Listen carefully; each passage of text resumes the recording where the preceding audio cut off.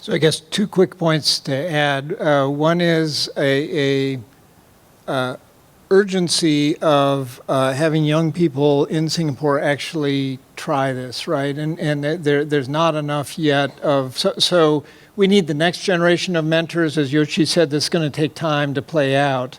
And so I'm concerned about the pipeline of mentors, right? That we need people trying it, number one.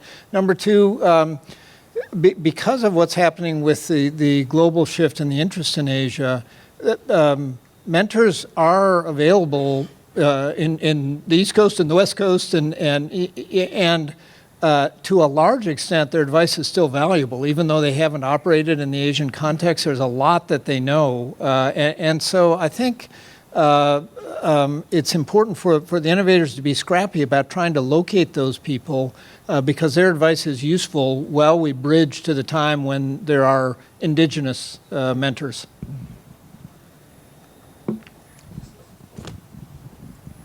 Yes, of course, mentor is very important. So in Japan, we have many mentor candidates, not mentor yet, especially inside of the large corporates, like a Terumo, Olympus. But that's a typical Japanese culture. Once a student, university student or college student finish, they straightly go to the big company. I have 4 kids. So if my kids say, oh, I would like to start a new company, I probably say, don't do that. Let's go to Medtronics or Johnson & Johnson and stay forever. That's a typical, the most of the genius students go to big companies straight after finishing a college and stay forever. So of course, they have a special skill. For example, engineer in Terumo probably stay in around the theater forever and do one project. That's good.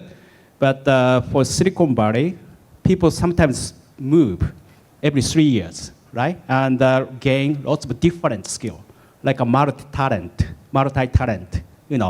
engineer or business people. That's very important. We have some, but most of the people stay inside of the big company. We cannot pull out. So one thing I'm thinking is retired person. For example, the people retired from Terumo Corporation. They don't do anything, just drink a tea, So I would like to ask them to join as a mentor of the Japan Biodesign program. Mm-hmm. That's one thing, because we have lots of aging people. So, so that's our culture. I think Asian culture is very similar. I think Korea is maybe, almost same. I think Singapore is very similar too.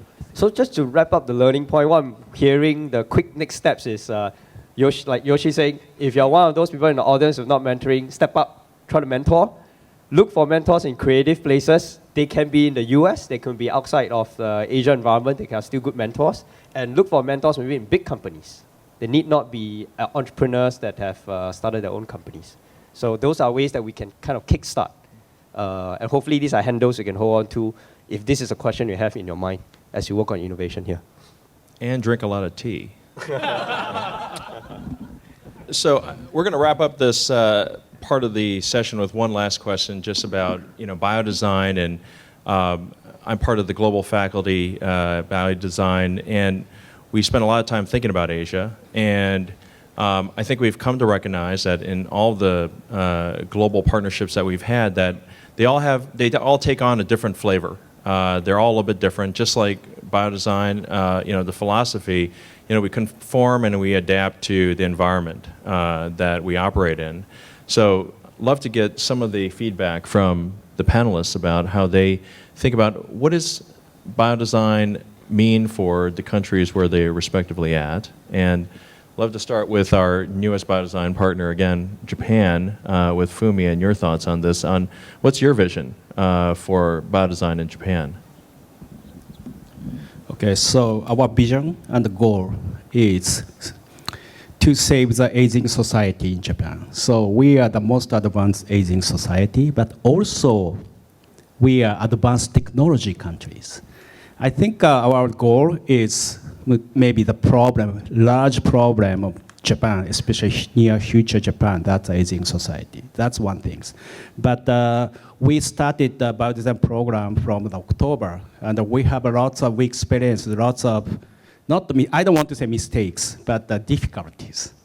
The difficulty to conquer, So one thing, when we do the clinical immersion, healthcare provider in the hospital cannot understand what are you doing, Even we explained, it's super hard. So university hospital, it's a little bit different situation. But for example, aging society, to take care of the aging society, we have to go to more smaller hospitals or sometimes clinics. So how to make the people, especially healthcare providers, to understand what's a clinical immersion and what's the goal of the clinical immersion is. So that's we are now trying to think about, how to convince or how to educate those people the biodesign process. So that's our current, difficulty to, go about. And now I want to address the question also to Professor Sun as the newest partner with Singapore Stanford Biodesign. How are you thinking about this philosophy? Sure. If you excuse, I want to go back to the mentorship issue a little bit because the biodesign is a mentorship program, I guess.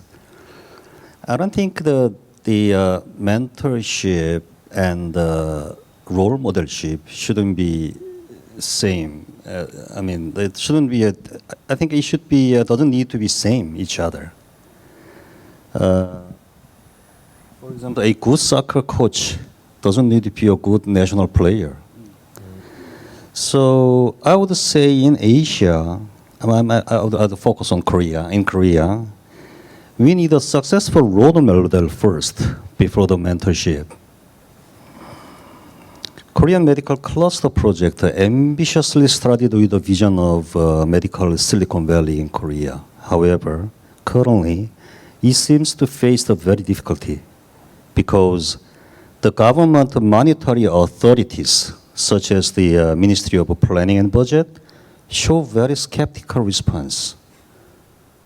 As I said, the whole government money, R&D budget, $2.5 billion per year for the medical industrialization, but the success rate of the market advancement is less than 5% in terms of the number of projects supported.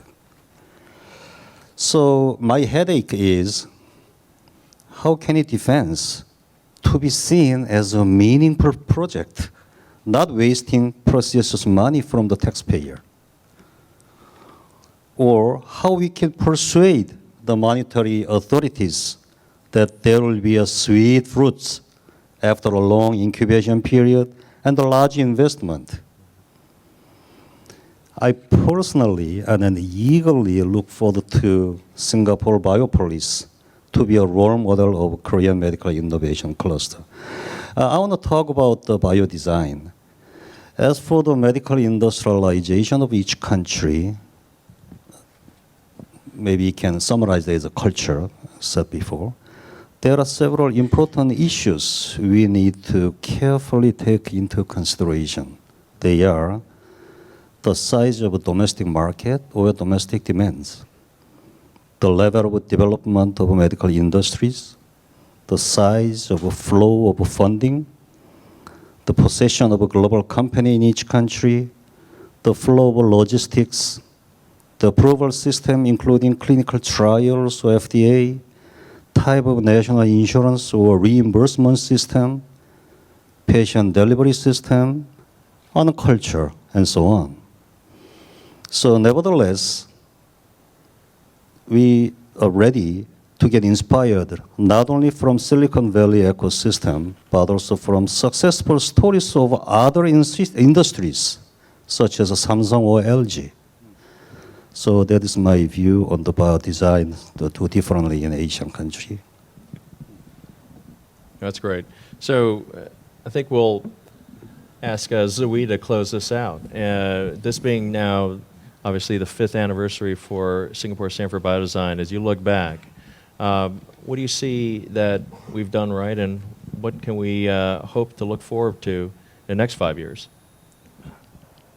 Well, it's an important milestone today, and taking a look backwards, and I think having also the team to look at what happened to the class alumni over the last 5 years. In fact, it also shows a very interesting story as well. In fact, when you look at a class, we're talking about over 300 people who has gone through the program on top of the fellows. So we're talking in total 350.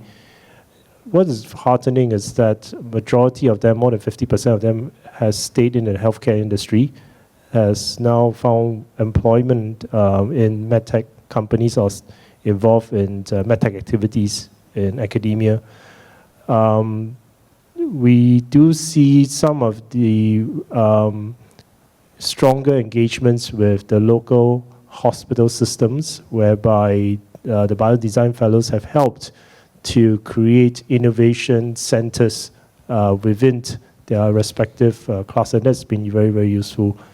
And again, it is really the talent that ultimately they were trying to develop, and more importantly is what is the popular receptacles to where the talent will go. Traditionally, we look at the companies as one.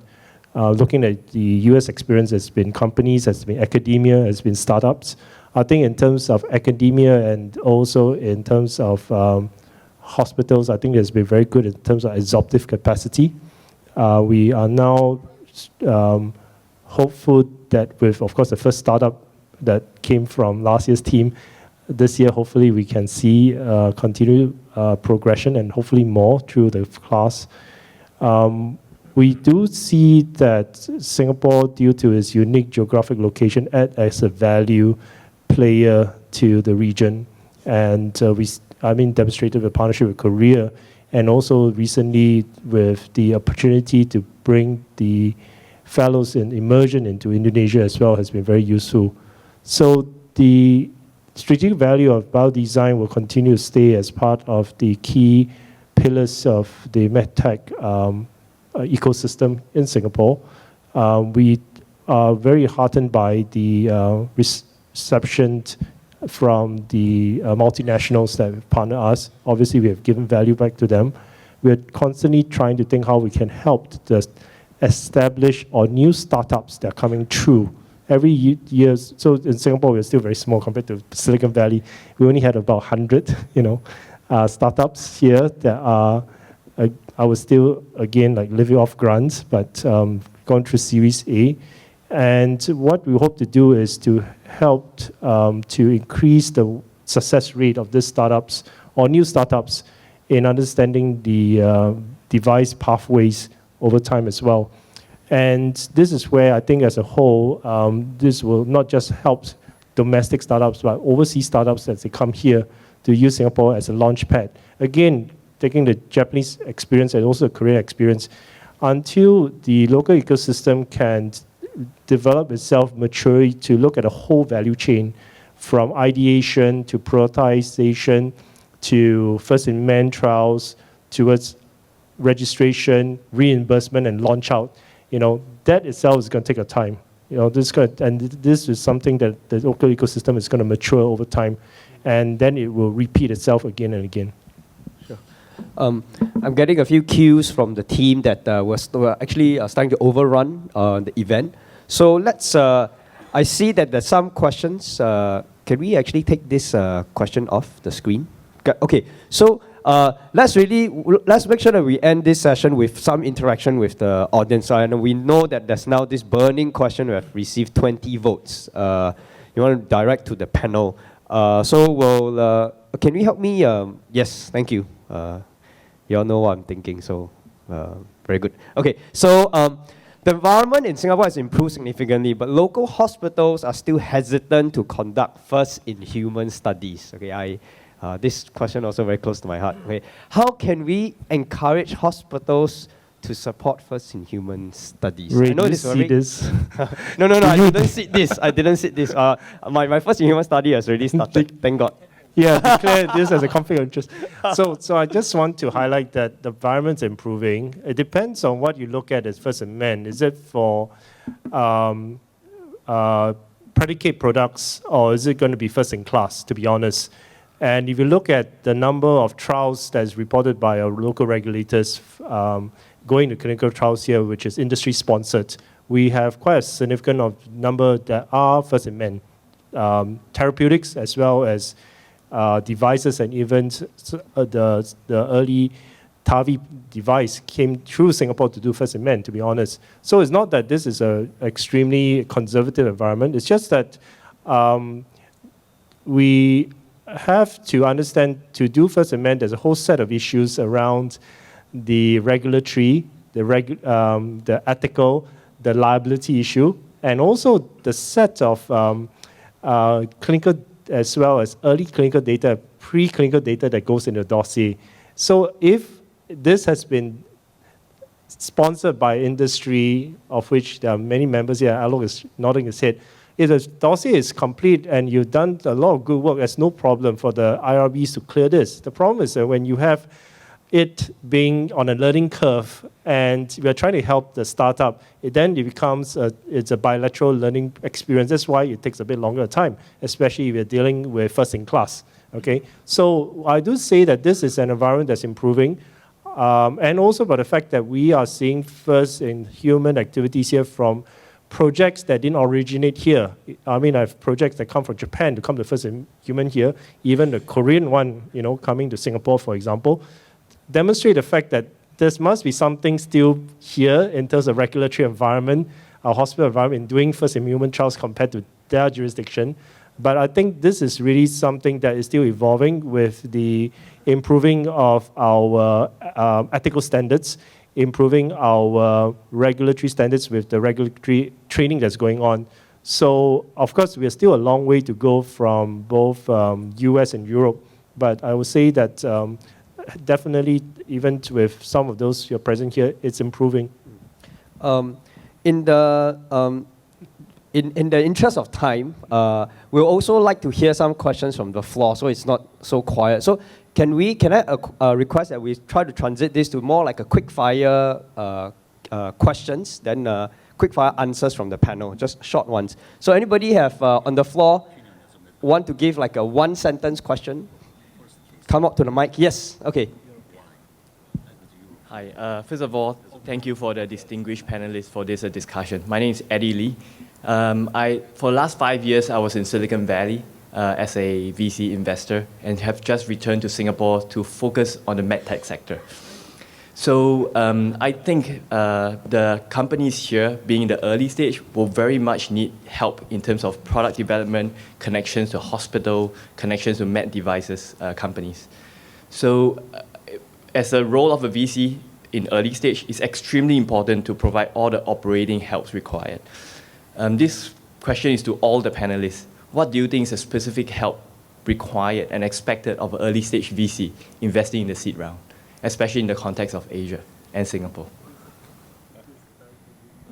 Moderator, please feel free to also answer the question if you like. I thought I was exempt from answering. Chris comes from a venture capital background. Yeah. So maybe Chris, you want to take the question? Yeah, sure. I think the role of the venture capitalist is not only just to give money, but also to provide advice and also to provide contacts to the network. I think, at the end of the day, the VC should be valued really based on the network that they have, and they should be sharing that with folks. I remember when I was just a student, I benefited a lot from speaking with mentors such as Paul and others on the academic side, but also was really kind of floored and surprised that a lot of VCs, being very busy, were willing to spend the time just to talk, even though they were not interested in investing money, but they were willing to give some of their time. And as I've kind of grown up in this industry, time is really the most valuable commodity, not money. And surprisingly, a lot of VCs are very willing to give their time very freely, and I think I've shared in that philosophy to pay it forward. And so I think that's something I hope that this entire audience, being really a very important part of an essential part of this ecosystem here in Singapore, is really give some of your time and share your experience with folks who are less experienced than yourselves, and it will pay dividends, I think, going forward. Okay. I'm saying that the next highly voted question on the screen is rather relevant with what actually Paul have shared in his talk. So maybe let's answer that. Then the next question, we'll try to have a quick one from the floor. Okay. So which type of medical device is more promising in Singapore? Is it high-tech, high IP barrier, or simple, simplified, easy to copy? Oh, okay. Or for third world hospital. So where would an Asian landscape like Singapore, which we are not like a developing market, but we are still in Asia, what sort of like innovation theme should we play? Any panelists want to answer this question? So I'll start out by saying, you won't be amazed to hear this.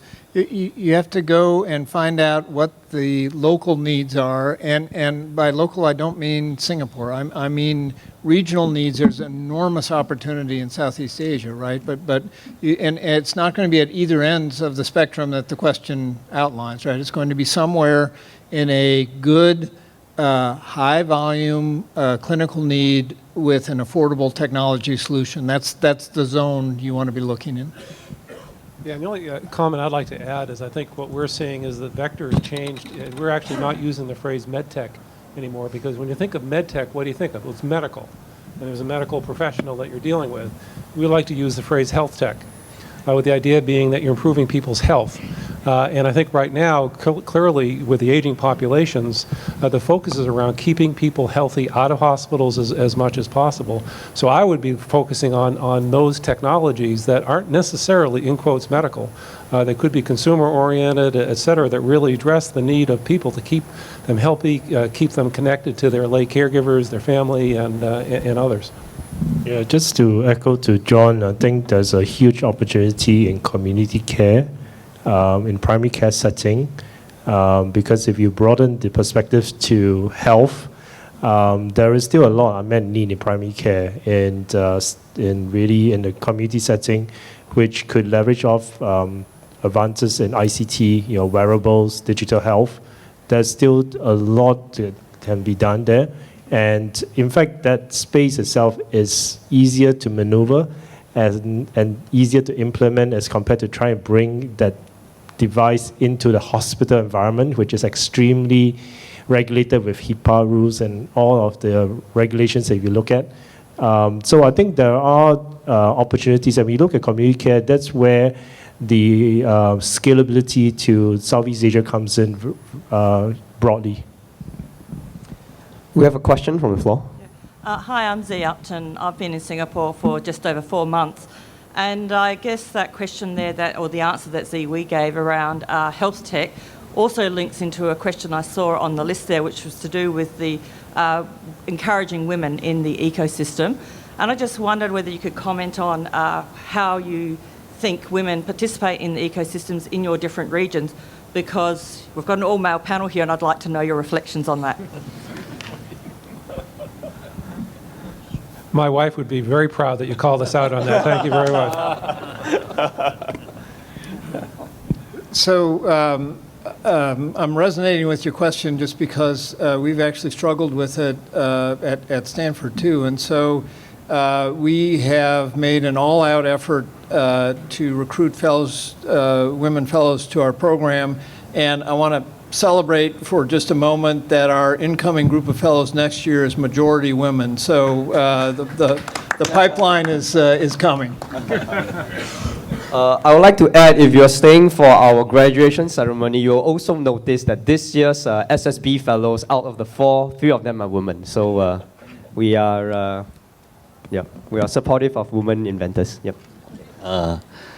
Well, even if we find a promising device for Singapore, how we have the medical doctor use the case, use the device.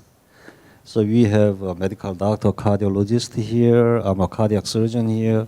Let's hear of the. I want to hear of his opinion on that.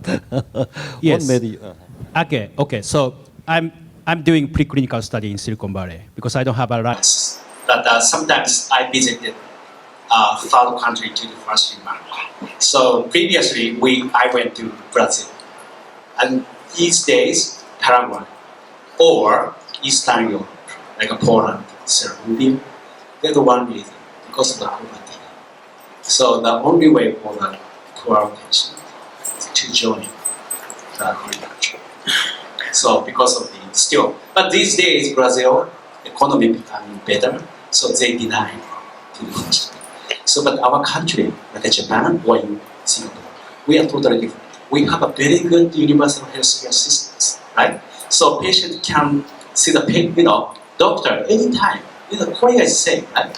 So that's very difficult, honestly. But in Japan, we are trying to do, especially same as government. Government is to try promote first human study inside of Japan. So that's a little bit change. So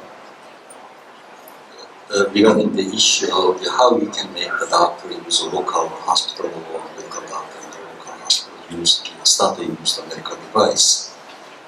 From my 30-year experience in medical device R&D, there is one answer: let them involved from the beginning. Let them involved. And for example, the Korean medical doctor, if the quality of a domestic medical device, so this quality is 80% of the US device or other advanced country, device from advanced country, we use that when the doctor is get involved from the beginning. Remaining 20% is covered by the national region. Get them involved. That's the answer. My team is signaling me that we really need to try to end this session. So I'll have one last question from Florian. I realize that today as a question. So let this be the last question from Florian. So I have a question for the panel, which is related to, I understand all the changes in the value needs.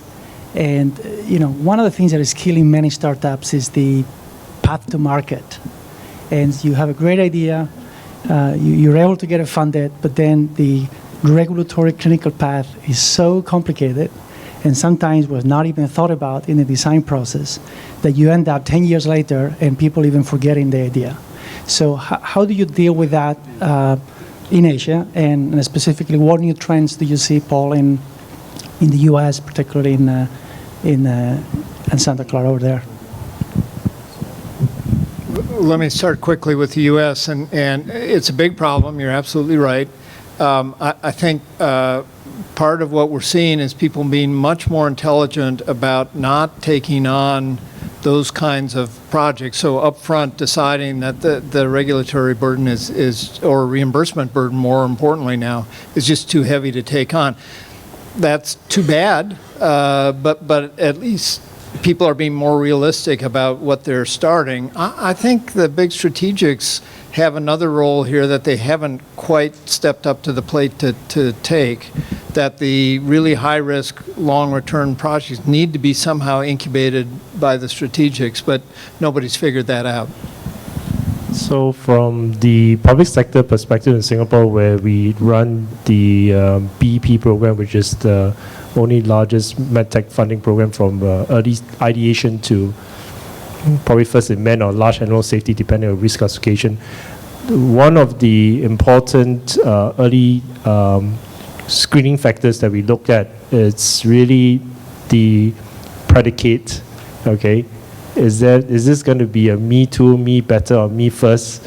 Is there reimbursement, because really, if this is going to be a first in class, it's going to be, you're prepared that this is going to be a long journey. We have, unless this is extremely disruptive, and there are potential greenfield IPs that be created, we'll kind of prepare to back it because it's high risk. But as a result of that, I think it's kind of fallen down after 5 years that majority of the projects that we see, 80% is primarily class 2 type of device, and there is a clear market process to going there. After they finish the public funding, they can be spun off, and at least that gets the success out first, rather than trying to, let's say, develop an implantable, trying to get a drug device combo project out, which will take a long time and soak up a lot of resources. With that, we would like to wrap up today's session. So, and I think as a way to wrap up, the topic today again is in Asia, can we have an ecosystem that is thriving, like we see in the US, Silicon Valley or Boston? So, and I think a lot of people in this audience here are probably involved in setting up R&Ds or innovating in this landscape. And that's why they come to listen to this Thought Leaders Series event. So maybe to close this session, any panel have like one advice for people who's in the trenches, either in the big companies innovating, public sector innovating, or startups trying to survive? One advice. I have a quick one. Go see Yoshi. As a way to wrap up. Yeah. Maybe what I can say is really don't be afraid of failure. You know, go for it. And so long as you have a second chance, you know, this is a evolution. And also remember, the market is huge outside of United States. And it's up and coming. You know, all the middle income people from India, from Indonesia, China, you name it. It's all in this part of the world. So starting something here and try to meet the needs, the local needs, as Paul mentioned. But what's more important is that we have to work together. It's not just Singapore. I think it'll have to be a regional thing. So Singapore, India, even Japan, China, Korea can come together as almost like a united region to tackle on these things. And everything could be resolved if you have the determination to succeed. Okay? Yeah, maybe from my perspective, just picking up on something Paul said before, be passionate about the problem and be prepared to walk away from your solution. Just a 2 word. Stay hungry, stay foolish. Let medical doctor get involved from the beginning of the research and development. Money is not the matter. Scientific data cannot persuade them. Let them involved. Zui, you want to give a final word of wisdom? Look for YouTube. But seriously, right. There are a lot more people around in Singapore who have done it, and always be willing to network and go and find these individuals. There are a lot more than, let's say, 10 years ago, to be honest, and there are more coming. With that, we end today's session. So, Arina, yeah.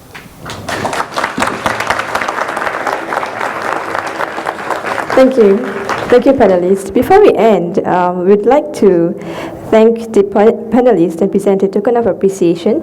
So may I invite Ray and Chris. So the first person we'd like to give this appreciation to is Prof. Paul York, speaker and key opinion leader.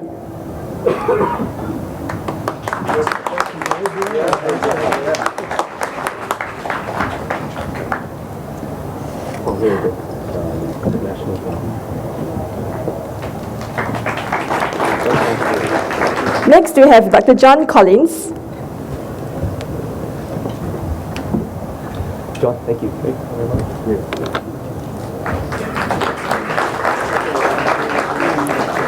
Mr. Lu Yoshi.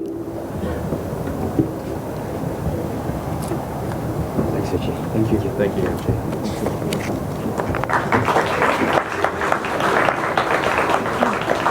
Prof. Sung Kyung. Thank you so much.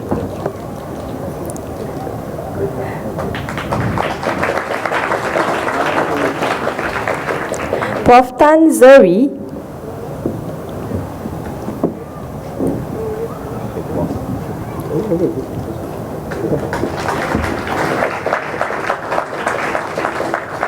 And last but not least, Dr. Fumiaki Ikeno. Thank you. Thank you. If you invite me more, it's very entertaining.